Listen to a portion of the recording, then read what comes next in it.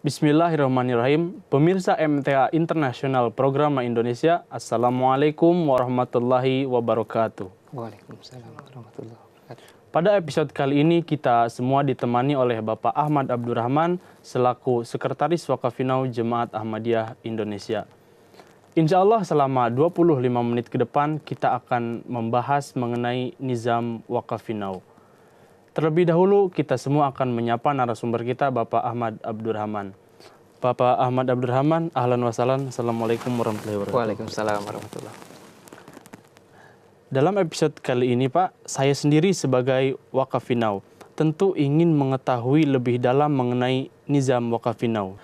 Yang ingin saya tanyakan adalah apa sih yang Al-Quran Karim sebutkan mengenai Nizam Wakafinau ini? Silakan Pak. Ya, pertama-tama Assalamualaikum warahmatullahi wabarakatuh. Waalaikumsalam warahmatullahi wabarakatuh.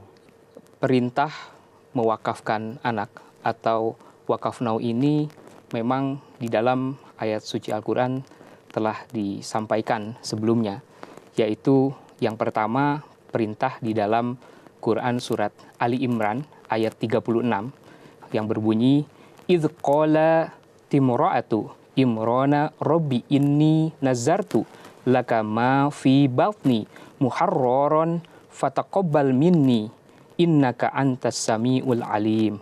Yang artinya, ingatlah ketika perempuan Imran berkata, wahai Tuhanku, sesungguhnya aku telah menazarkan atau mewakafkan kepada engkau apa yang ada dalam kandunganku untuk menghikmati engkau.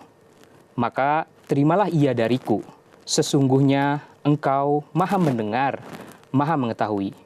Kemudian di surah lain disampaikan di dalam surat As-Safaat ayat 103 yang mana kita sering mendengar di dalam ayat berkenaan dengan kurban. Yang artinya saya bacakan, maka ketika anak itu telah cukup usia untuk bekerja bersamanya, ia berkata, wahai anakku, sesungguhnya aku melihat dalam mimpi bahwa aku menyembelihmu sebagai kurban. Maka pikirkan apa pendapatmu. Kemudian ia menjawab, wahai ayahku, kerjakanlah apa yang telah diperintahkan kepada engkau. Insya Allah engkau akan mendapatiku termasuk orang-orang yang sabar dalam keyakinanku. Jadi dua surah dalam Al-Quran tersebut yang melandasi sebetulnya wakafnau yang ada seperti itu. Masya Allah, jazakallah ahsanal jazaa Pak. Ya, selama ini saya hanya mengetahui istilah-istilah internal di dalam jemaat mengenai Nizam Wakafinau ini. Ya. Lalu apa sih yang para anbiya contohkan mengenai Nizam Wakaf ini Pak? Ya, seperti yang tadi saya sampaikan di awal, di dalam surat Ali Imran ayat 36, kita mengetahui bahwa Hadrat Hana itu merupakan ibunda dari Siti Maryam. Jadi semenjak beliau mengandung anaknya, mengandung Siti Maryam ini, dia sudah berniat mewakafkan anaknya semenjak dalam kandungan untuk berkhidmat di dalam agama. Nah, dalam ayat tersebut arti muharrar berarti dibebaskan, ya, atau anak dipisahkan dari segala urusan dunia dan diserahkan oleh orang tuanya untuk berkhidmat di dalam agama atau jemaat. Nah, dari situ, dari surah tersebut memang menggambarkan bahwa wakaf itu memang sudah dipersiapkan semenjak dalam kandungan. Begitu pula dalam ayat yang tadi saya sampaikan, As-Safaat ayat 103, di situ disampaikan bahwa secara lahir Nabi Ibrahim alaihissalam itu betul-betul telah siap, ya, sesuai dengan perintah ayat suci Al-Quran untuk menyembelih putra beliau, yaitu Nabi Ismail alaihissalam. Jadi Nabi Ibrahim berkali-kali mendapat ru'ya yang mengatakan, bukan hanya sekali, bahkan berkali-kali, yang menyatakan bahwa ada perintah atau ru'ya untuk menyembelih putranya. Namun pada hakikatnya, kenyataannya itu tidak sungguh-sungguh terjadi. Ya, pada kenyataan itu tidak betul-betul terjadi. Jadi ini merupakan peragaan, ya, secara praktis mengenai niat dan kerelaan mengorbankan putranya sesuai dengan perintah Allah Ta'ala. Oleh karena itu sampai dengan sekarang kaum muslimin memperingati, ya, yang namanya Idul Kurban dengan mengorbankan atau menyembelih domba atau kambing sesuai dengan perintah tersebut. Seperti itu. Masya Allah, jazakumullah Pak. Lalu berikutnya istilah yang juga cukup populer di kalangan internal jemaat adalah kata lafaz wakaf itu sendiri. Secara harfiah, apa sih makna dari kata wakaf ini, Pak? Iya. Di dalam jemaat sendiri memang kita mengenal ada wakaf zindegi, ya, ada wakaf arji, dan ada wakaf now. Wakaf zindegi itu memang mewakafkan, ya, atau mempersembahkan seluruh kehidupannya hanya untuk agama, ya, hanya untuk melayani agama. Nah, wakaf zindegi ini biasanya dialami oleh para mubaligin kita yang bertugas di seluruh dunia untuk menyebarkan visi misi Islam ke seluruh dunia. Nah, kemudian yang kedua ada wakaf arji. Nah, wakaf arji ini merupakan wakaf separuh waktu atau separuh kehidupan beliau. Jadi jika seseorang berniat ingin wakaf arji, maka dia bisa mengorbankan waktunya, ya, pada saat misalkan liburan kalau anak sekolah, pada saat liburan sekolah, pada saat yang bekerja, pada saat libur bekerja, atau yang sudah tua pada saat pensiun. Nah, itu definisi wakaf arji. Nah, kemudian wakaf now. Wakaf now merupakan wakaf yang mempersembahkan kehidupannya demi agama juga, ya. Sama definisinya dengan wakaf zindegi. Hanya saja perbedaannya kalau wakaf now itu mewakafkan semenjak di dalam kandungan. Tapi wakaf zindegi seperti mubalik, ya, ketika dia sudah menjalani kehidupannya dan dia mendaftar menjadi mubalik dan menjadi mubalik bertugas di lapangan. Nah, itu perbedaan wakaf zindegi dengan wakaf now, seperti itu. Lalu dalam tadi seperti yang telah Bapak jelaskan dalam nizam wakafino ini adalah di mana keturunan-keturunan itu dipersembahkan kepada agama sebelum mereka semua dilahirkan ke dunia ini, Pak. Ya. Kita dalam proses pelaksanaan nizam wakafino ini merujuk ke ayat yang mana sih? Apakah ke surah Ali Imran atau ke surah As-Saffat? Ya. Silakan, Pak. Di dalam nizam wakaf now ini rujukan ayat suci Al-Qur'an itu mengacu kepada surat Ali Imran ayat 36. Ya, semangat Ibunda Hadrat Maryam, ya, itu betul-betul diamalkan di dalam program Wakaf Now. Kita mengetahui Wakaf Now itu adalah wakaf baru sebetulnya. Wakaf artinya penyerahan diri, itu dalam bahasa Urdu kata sambung, ya. Now itu baru. Jadi sebenarnya Wakaf Now ini wakaf baru, yang mana hakikatnya adalah wakaf zindegi atau wakaf seumur hidup, seperti itu. Masya Allah. Menurut saya ini penjelasan yang sangat dalam begitu, Pak, karena dalam nizam wakafino para orang tua terutama ibu dituntut untuk mewakafkan anaknya bahkan sebelum mereka semua itu lahir ke dunia ini, tetapi mereka harus menyerahkan anak-anaknya ke jemaat atau ke agama ini, Pak. Yeah. Jadi menurut saya inilah ayat Al-Quran inilah yang luar biasa difirmankan kepada kita semua bahwa para orang tua hendaknya mengutamakan agama dibanding dunia. Ya. Oke, Bapak Ahmad Abdurrahman, kita rehat dulu sejenak. Oke. Nah, pemirsa MTA Internasional Programa Indonesia, demikianlah sedikit penjelasan mengenai nizam wakafino oleh Bapak Sekretaris Wakafino Jemaat Ahmadiyah Indonesia. Masih banyak sekali yang akan beliau jelaskan mengenai nizam wakafino ini. Jadi kepada seluruh pemirsa MTA Internasional Program Indonesia, tetap di program Dialog Spesial. Salli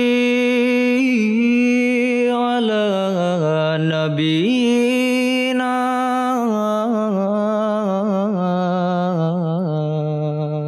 Salli ala Muhammadin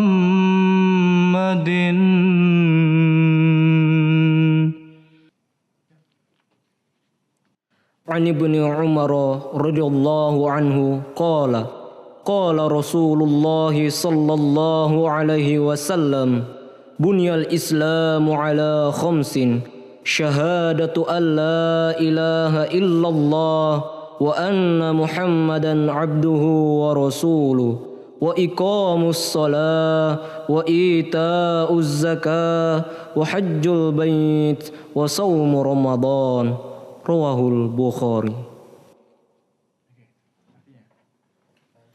Diriwayatkan oleh Abdullah ibnu Umar radhiyallahu anhu bahwa Rasulullah Shallallahu alaihi wasallam bersabda bahwasanya Islam itu didasarkan atas 5 perkara, ialah menyaksikan dengan hati dan lidah bahwa tiada yang patut disembah melainkan Allah dan Muhammad sallallahu alaihi wasallam adalah hambanya dan rasulnya, mendirikan sembahyang, memberi zakat, menjalankan haji di Baitullah, dan berpuasa dalam bulan Ramadan. Hadis riwayat Bukhari. Baik, pemirsa MTA Internasional Programa Indonesia, berjumpa lagi dengan saya Muhammad Fahrizal masih dalam dialog spesial edisi Wakaf Now. Baik Pak Ahmad Abdurrahman, Bapak tadi telah sedikit banyak menjelaskan mengenai nizam Wakaf Now dan hal-hal yang mendasari nizam tersebut yang telah difirmankan oleh Allah Ta'ala dalam Al-Quran Karim. Nah, tentu dalam pendirian nizam ini ada hal yang melatar belakangi didirikannya nizam ini Pak. Jadi bisa disampaikan bahwa apakah hal yang melatar belakangi nizam ini, apakah dari riwayat para anbiya, apakah dari khalifah kita? Silakan Pak. Iya, jazakumullah. Ya, program Wakaf Now ini memang perlu dipahami bahwa ini merupakan program yang dicetuskan oleh Hazrat Khalifah kita yang keempat, Hazrat Mirza Tahir Ahmad rahimahullah, pada tanggal 3 April 1987. Jadi kalau kita hitung sampai dengan sekarang, Wakaf Now ini usianya sudah 30 tahun. Jadi Wakaf Now yang sudah senior, yang sudah dewasa, yang sejak dicanangkan program Wakaf Now ini sudah mencapai usia yang ke-30. Nah, Wakaf Now ialah program mewakafkan anak seperti yang sudah saya sampaikan. Ini diwakafkan semenjak di dalam kandungan.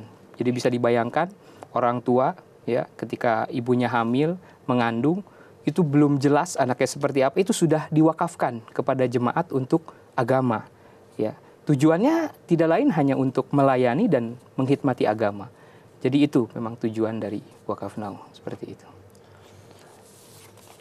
Oke, jazakumullah Pak. Lalu dalam hal tujuan ataupun maksud khas Khalifah keempat rahimahullah ta'ala dalam mendirikan nizam Wakaf Now ini Pak. Ya, tujuan Wakaf Now ialah untuk mempersiapkan sebetulnya, mempersiapkan wakaf zindagi, wakaf seumur hidup, yang mana tujuannya ini untuk menyambut kemenangan jemaat di masa mendatang. Jadi Hazrat Khalifah kita yang keempat jauh-jauh hari, ya setelah di tahun 1987 mencanangkan program ini, ya dengan harapan kita bisa mempersiapkan diri untuk menghadapi zaman, ya di mana mereka akan mampu melayani atau menghikmati manusia dari kemiskinan, dari keterbelakangan, serta dapat memimpin jemaat dalam gelombang yang penuh pertarungan dalam hal argumentasi, kecerdasan yang akan membawa kemenangan Islam sebagaimana yang dinubuatkan oleh Hadrat Rasulullah Shallallahu Alaihi Wasallam. Jadi memang kalau kita analisa lebih dalam, Wakaf Now merupakan skema penting ya untuk memenuhi kebutuhan jemaat di masa mendatang. Hadrat Masih Maud alaihissalam sendiri pernah bersabda bahwa diperlukan orang-orang yang dapat mendedikasikan dirinya untuk agama. Jadi seperti itu filosofinya. Oke, jazakumullah Pak. Lalu di Indonesia sendiri dalam usia Wakaf Now yang sudah mencapai 30 tahun sejak didirikannya, yaitu pada tahun 1987 oleh Hazrat Khalifah Robi rahmatullah alaih, sampai saat ini apakah perkembangan yang sudah didapat oleh Wakaf Now Indonesia sendiri? Silakan Pak. Ya, perlu saya sampaikan bahwa saat ini di dunia ada sekitar 61.000 orang Wakaf Now di dunia ya, seluruh dunia. Dan di Indonesia ada 1.646 orang Wakaf Now yang terdiri dari 1.022 wakafin atau Wakaf Now laki-laki dan sisanya adalah wakifat atau Wakaf Now perempuan. Nah, saat ini tentunya banyak Wakaf Now yang sudah mencapai dewasa ya. Dengan banyaknya Wakaf Now yang sudah menyelesaikan pendidikan mereka, tentunya memang jemaat ya, khususnya jemaat Indonesia harus mempersiapkan ini penyerapan mereka di dalam berbagai bidang penghikmatan. Nah, kita ketahui saat ini di Indonesia Wakaf Now yang sudah menjadi mubalik sebagaimana harapan huzur ya. Ini kita sudah mempunyai 33 orang mubalik dari Wakaf Now. Dan saat ini juga ada 24 orang mahasiswa jamiah yang siap dididik untuk menjadi mubalik. Nah, kemudian ada juga 16 orang Wakaf Now di Indonesia yang sudah berkhidmat di jemaat ini secara full time ya. Ada yang di klinik ASI sesama, klinik milik jemaat, ada yang berprofesi sebagai bidan, tenaga administrasi keuangan, kemudian ada juga yang berkhidmat di perkantoran jemaat seperti di wasiat ya, di sekretariat, di MTA Indonesia juga ada, di keuangan, kemudian di kantor pengurus pusat Majelis Sudamul Ahmadiyah Indonesia juga ada, kemudian di kantor pengurus pusat Lajnah Imailah juga ada. Jadi memang penyerapannya ini memang harus kita pikirkan secara bersama oleh jemaat, khususnya di jemaat Indonesia, seperti itu. Masya Allah, jazakumullah Pak. Jadi kalau kita presentasikan ke dalam angka, berapa persenkah perkembangan ataupun maksud yang sudah dicapai oleh Waqafinau Indonesia sendiri Pak? Silakan. Ya, kalau dari persentase memang kita harus hitung ulang ya secara kuantitatif dan kualitatif. Namun memang jemaat Indonesia mengarah ke sana bahwa harapan dari Hadrat Khalifah ya, jemaat di seluruh dunia betul-betul bisa diwarnai oleh para wakafnau yang berkhidmat tentunya sebagai wakaf zindegi atau full timer ya, seperti yang Huzur istilahkan itu wakaf sepenuh jiwa, sepenuh raga mereka, seperti itu. Jazakumullah Pak. Jadi sampai saat ini semua kepengurusan, semua kegiatan di dalam jemaat ini kurang lebih yang diharapkan oleh Huzur tentu diisi oleh semua Waqafinau Indonesia Pak. Ya. Nah, yang ingin saya tanyakan adalah apakah kelebihan ketika kita bekerja di dalam jemaat sebagai seorang Waqafinau Pak?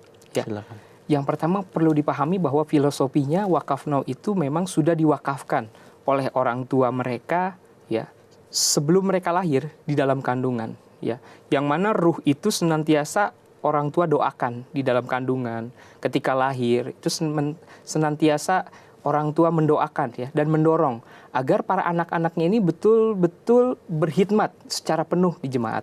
Ya, bisa dibayangkan bahwa kemajuan jemaat khususnya misalkan di jemaat Indonesia apabila seluruh penghidmatan ini diisi oleh para wakafin atau para wakafnau ya, itu pasti bisa dipastikan penghidmatannya tidak setengah-setengah. Karena mereka semangat dalam berkhidmatnya itu landasannya adalah wakaf zindegi, wakaf seumur hidup, wakaf seluruh jiwa raga mereka. Nah ini yang bisa kita bayangkan kalau ini bisa terjadi penyerapan wakafnau di seluruh lini di dalam jemaat, itu kemajuan jemaat betul-betul akan luar biasa sekali. Masya Allah, jazakumullah Pak. Saya sendiri sebagai wakafnau ketika saya mencapai usia dewasa tentu saya memiliki keinginan ataupun cita-cita gitu Pak. Ya. Jadi apakah ada profesi ataupun cita-cita yang dianjurkan atau dititik beratkan oleh Hazrat Khalifah ketika didirikannya Nizam Waqafinau ini Pak? Silakan. Ya, tentunya ada. Jadi Hazrat Khalifatul Masih sudah mencanangkan ya, ada 30 pilihan profesi yang memang harus dipilih oleh wakafnau. Ya, nanti bisa dijelaskan lebih mendalam. Cuma memang harapan dari Hazrat Khalifah kita bahwa profesi wakafnau khusus untuk laki-laki itu diprioritaskan untuk menjadi mubalik. Itu yang pertama. Ya, profesi-profesi lainnya banyak yang direkomendasikan seperti guru ya, ahli audio video di MTA ya, ahli bahasa, dokter ya. Kita juga perlu banyak tenaga paramedis karena kita punya planning untuk mendirikan rumah sakit sendiri. Kemudian juga ke depan kita juga mungkin ada planning mendirikan sekolah sendiri. Nah itu tentunya perlu disupport oleh tenaga-tenaga ahli kesehatan dan ahli pendidikan. Seperti itu. Jazakumullah Pak.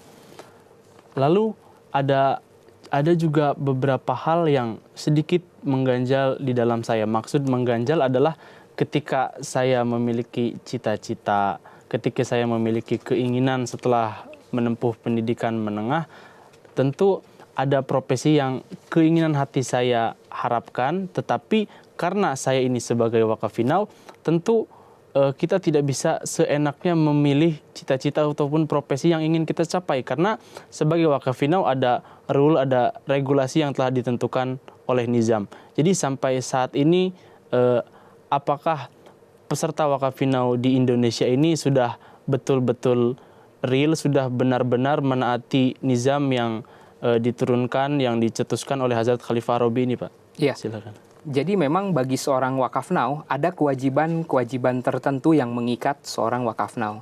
Yang pertama, ketika wakaf now sudah berusia 15 tahun, dia harus merekonfirmasi ya, atau mengkonfirmasi ulang apakah ia akan melanjutkan wakafnya atau tidak. Ya, itu yang pertama. Kemudian ketika seorang wakaf now akan memilih pendidikan lanjutan di tingkat tinggi, misalkan perkuliahan, nah itu seorang wakaf now harus senantiasa sebelum memilih itu berkonsultasi dulu kepada Hadrat Khalifah. Sehingga Hadrat Khalifah lah yang memberikan arahan, ya, apa yang harus dia pilih, ya.